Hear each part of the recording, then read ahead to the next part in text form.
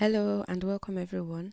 Let's continue tackling the Sean Prazard list by solving the removed linked list element problem.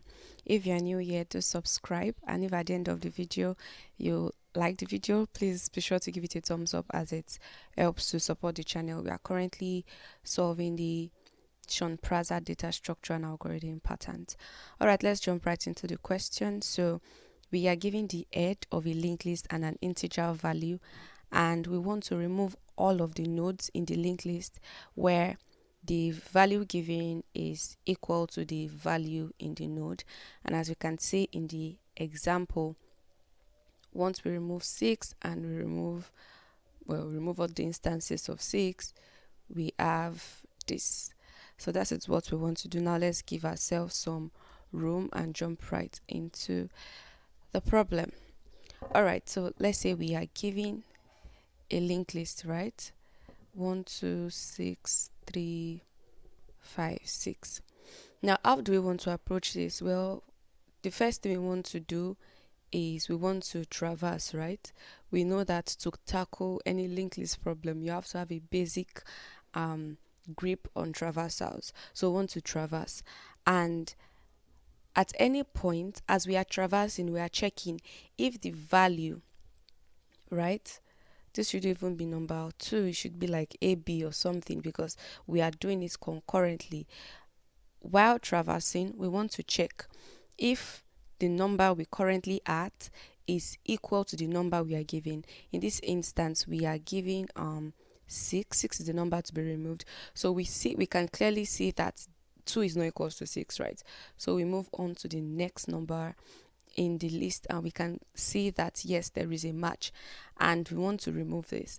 How do we remove this? In linked list, we know that everything, the connection is through pointers, right? Everything is a manipulation and a connection of pointers. The only reason why 6 exists here, right, is because there is a next pointer pointing to it here. Once we break off this pointer and 2 no longer points to 6, then effectively 6 is lost and removed from our linked list. But if we remove 6 without finding a way to keep the things that 6 is pointed to, we will also lose these ones. So we need to find a way, right? We need to find a way to break the pointer from 2 and move from 2 to 3, right? We want to move from 2 to 3. We want to take away this pointer, and then from 3 we can traverse and check, is 5 equal to, is 5 6? No, the value of this node is not 6, so we move on. And then again we check, okay, is this value equal, and we break off the connection from this next pointer. Now that is all we really want to do. We want to traverse, check, and break off the pointer. If at any point is equal, we want to change the direction of the pointer from 2 or the previous to the next number after it, right? That is what we want to do. Now what you might be asking is, before we go about how we actually want to solve this problem, you might be curious, what if we have a number like 6 2 3 1?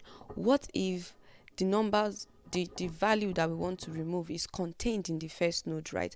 How do we go about and solve this?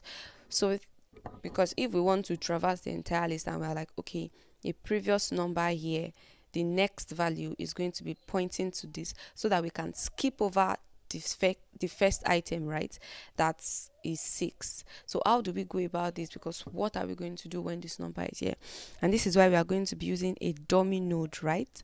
We're going to use the dummy node approach, where we have a node basically that points to this head. The node can have a dummy value of 0, and we are traversing the entire list as we normally would. We're traversing the entire list, and if we find that any number here, any node has the value that we want to get rid of, we just break off the pointer from our dummy node to the next one. Because we have a dummy node, and the dummy node is like external, right? It is just existing on its own. We are just adding the values of the current node to our, no, not 6. 6 is guilty, so we just skip over 6. We are adding the values of our dummy node, of our current node that we do not want to remove to our dummy node, right? And let's say we have 6 again, we can just skip over 6. We don't want 6, and this will be our returning head. But we can also say that we do not need the first value in this. This is going to give us, is going to run into an error, right? Because 0 is not part of the nodes we were given. So we're just going to return our dummy node dot next, right? Because we do not need this first dummy value. We only needed this value as a placeholder and its pointers, right? So we're having a second node. We are traversing the first list item. We are traversing the first list item. When we traverse the first list item, we want to check if it is not the item we want to remove, and if it is not the item we want to remove, we are adding it to our dummy node. If it is the item we want to remove, then we are just skipping over it, and that is just how our code is going to be. Now for our complexity analysis, this is going to take a linear time operation because we are obviously traversing the entire input given, and it's also going to be an O of n space, right? Because we are going to use a dummy node that can grow as large as the input given. So this is what the time complexity is going to be. Now let's jump right into the code. But if you do want to give it a try before looking at my own code, that is also fine and highly advised. So like in the code walkthrough, we are going to create a dummy node first with a value of 0, and we can see the object for creating the dummy node here, the class node. So this is what we are following. That's list node, and we can just point it to the head basically, right? We can point the next node to the head. It's a dummy node and it's pointing to the head node, and then we can just create references to the pointers.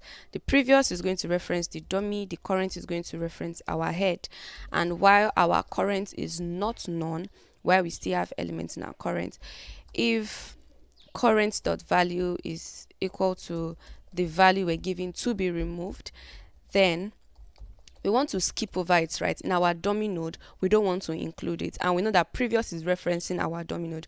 We don't want to alter the dummy node. We want to alter the previous, which is referencing the dummy. Just like we are not altering the head, we are altering the current, which is referencing the head node.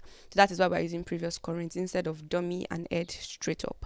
So we know previous dot next is going to skip over current if current is indeed a Qt corporate to be removed. So previous dot next is going to be equal to current dot next. Then otherwise, if our current value is not the value to be removed, then we just want to move on, right? We want to shift previous, we want to shift the pointers, and so that we're not stuck in an endless loop, we don't want to forget to increment our current node too. That is important while we are traversing. And then we want to just go ahead and return dummy the next. Since the first value is going to be 0, is a dummy value, we want to return the next value, which is going to contain all of the values that are not to be removed and have been added to the dummy node.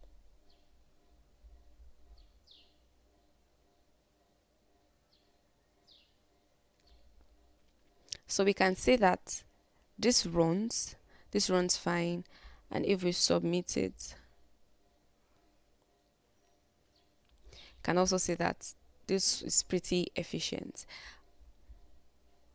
I hope this is explanatory. If you like the video, please give it a thumbs up, subscribe so you are notified when I make new videos about solving data structures and algorithms, or any other tutorial videos really.